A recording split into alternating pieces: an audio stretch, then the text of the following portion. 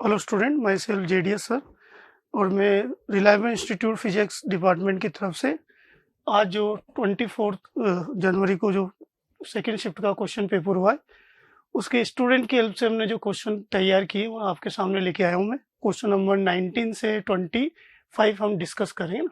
तो स्टार्ट करते हैं क्वेश्चन नंबर 19 से। ये करंट इलेक्ट्रिसिटी का क्वेश्चन है, बिल्कुल आसान क्वेश्चन है। इसमें हमने लेंथ को 20% इंक्रीज किया है विथ वॉल्यूम इज कांस्टेंट। तो हमें फाइंड आउट करना है कि रेजिस्टेंस में कितने परसेंट चेंज होगा। तो फर्स्ट ऑफ ऑल अगर हम देखें तो R इक्वल टू होता है resistivity rho length L divide by area. मैं इसको एरिया को हटा के इसकी जगह वॉल्यूम लेके आ रहा हूँ। तो रो L डिवाइड बाय एरिया, ए को लिख सकता हूँ मैं V बाई L, सही, वॉल्यूम डिवाइड बाय लेंथ। तो यहाँ से अगर हम देखें तो रो L स्क्वायर अब डिवाइड बाय V।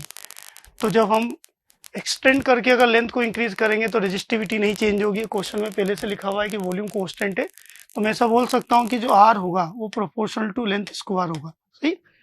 और लेंथ को 20% इंक्रीज किया तो R डैश जो होगा वो प्रोपोर्शनल टू 1.20 ऑफ L का होल स्क्वायर हो जाएगा and it is proportional to 1.44 L square, सही। तो यहाँ से अगर हम परसेंटेज फाइंड आउट करें, डेल्टा R अपॉन R की वैल्यू फाइंड आउट करें, तो फाइनल जो R डैश है वो प्रोपोर्शनल टू 1.44 L स्क्वायर है। तो 1.44 L square minus L square divide by L square और इनटू 100 कर देते हैं। परसेंटेज में आंसर फाइंड आउट करना है।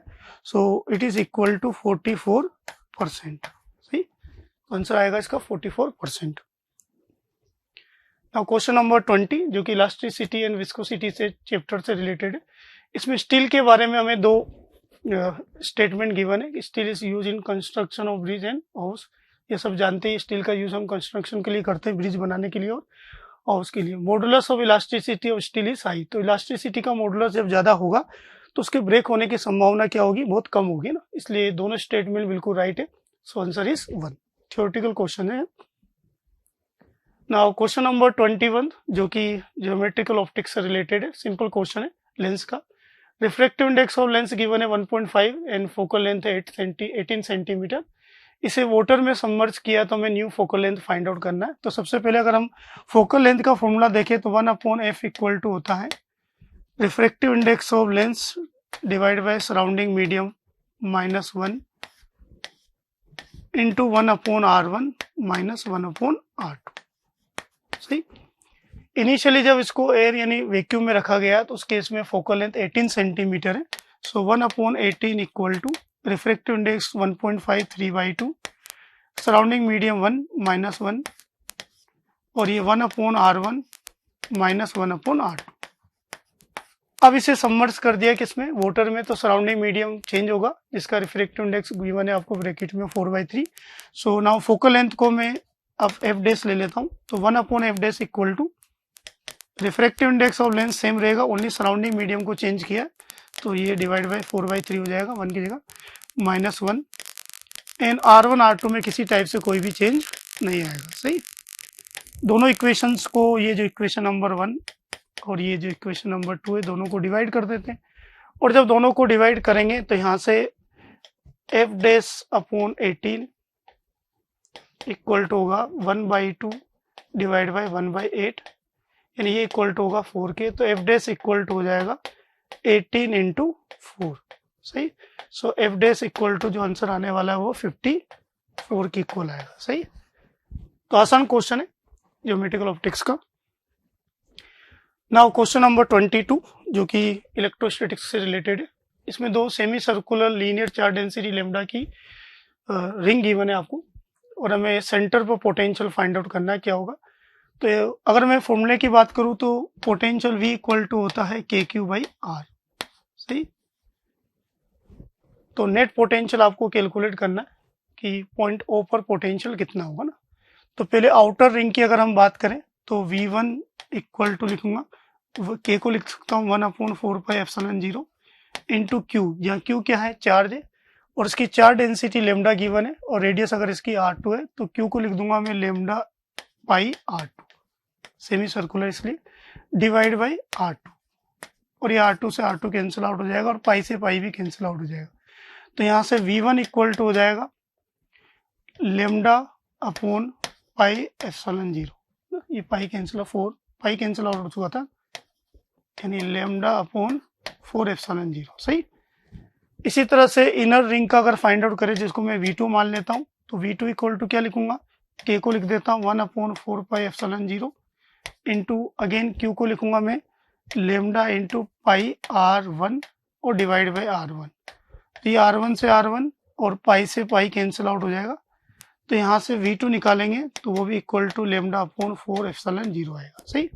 तो ये हमने V1 V2 potential find out किया due to two semi circular rings. तो net potential V equal to हो जाएगा V1 plus V2 and it is equal to lambda upon 4 epsilon 0 plus lambda upon 4 epsilon 0, then it is equal to lambda upon 2 epsilon 0। सही, जो कि हमें option number 3 में given है। Now question number 23, जो कि केटीजे थर्मोडायनेमिक्स का question है। Ratio of molar heat capacity at constant pressure and at constant volume for mono and diatomic gas के लिए हमें फाइंड आउट करना है। हम जानते हैं गामा होता है ना, गामा इक्वल टू होता है Cp upon Cv and Cv equal to होता है F/2 plus 1 into R, Cp equal to, and Cv equal to होता है F/2 इंटू आर। तो यहाँ से अगर हम गामा निकाले तो F plus 2 divide by F, ये गामा आएगा ना। अब दो गैस गिवन है हमें, मोनो की अगर देखें तो gamma for mono equal two degree of freedom mono के लिए इक्वल टू होता है 3, तो 3 प्लस 2 डिवाइड बाई 3, यानी इक्वल टू होगा 5/3। और अगर ये गामा फाइंड आउट करें डाई एटॉमिक गैस के लिए, तो इसके लिए degree of freedom equal to होता है 5, तो 5 प्लस 2 डिवाइड बाई 5, और ये हो जाएगा 7/5। और हमें दोनों का रेशियो फाइंड आउट करना है, तो gamma for mono divide by gamma for di equal to होगा 5/3 डिवाइड में 7/5। तो यहाँ से अगर हम रेशियो निकालें तो ये 25 डिवाइड बाई 21 हो जाएगा। सही, तो आंसर आएगा 25 डिवाइड बाई 21, 25 रेशियो 21, जो कि ऑप्शन नंबर 1 में गिवन है।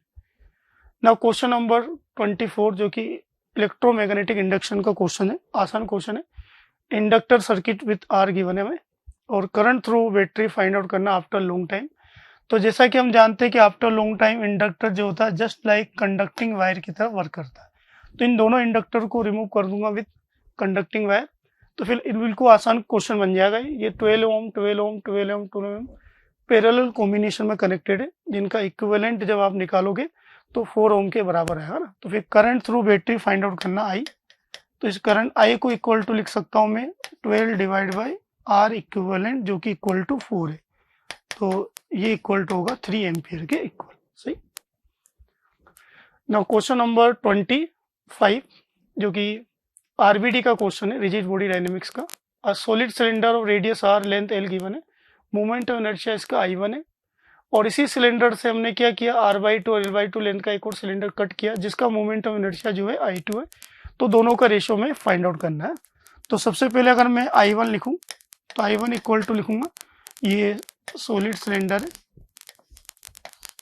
जिसका लेंथ L है और रेडियस इसका R है, और ये एक्सेस ऑफ रोटेशन मान के चल रहा हूँ ना, इस वाली लाइन को मैंने एक्सेस ऑफ रोटेशन कंसीडर की, ये एक्सेस ऑफ रोटेशन है। सही। तो अगर इस सॉलिड सिलेंडर का अगर हम I कैलकुलेट करें तो ये mr²/2 के इक्वल होगा। सही। अब इस सिलेंडर से हमने क्या किया, एक R/2 रेडियस का और L/2 लेंथ का सिलेंडर कट किया, जिसका मोमेंट ऑफ इनर्शिया जो होगा वो I2 होगा। सही। सो I2 इक्वल टू क्या लिखूंगा, मास इसका मैं m' ले लेता हूँ, रेडियस को हाफ कर दिया तो ये r²/4 डिवाइड बाई 2 बन जाएगा। सही। अब हम m' को अलग से कैलकुलेट करते हैं, क्योंकि डेंसिटी सेम रहेगा, क्योंकि इसी सिलेंडर से हमने ये सेकंड सिलेंडर को कट करके निकाला। तो m' इक्वल टू लिखूंगा density mass m divide by volume, जो कि पाई r² इंटू L होगा, और जो कट करके सिलेंडर निकाला था उसका वॉल्यूम अगर लिखें तो पाई r/2 का स्क्वायर, यानी r²/4 इंटू लेंथ हाफ है तो L/2। सही। तो यहाँ से एम डैश इक्वल टू हो जाएगा m बाई 8, इसकी वैल्यू यहाँ पुट कर देते हैं। तो I2 इक्वल टू होगा M R square divide by 64, सही। और दोनों का रेशो निकालना है, तो फिर मैं वैसा बोल सकता हूँ कि I1 upon I2 equal to M R square by 2 divide by M R square by 64। तो इन दोनों का रेशो इक्वल टू 32 आएगा, जो कि ऑप्शन नंबर 2 में गिवन है। तो यहाँ हमने 19 से 25 क्वेश्चंस डिस्कस किए।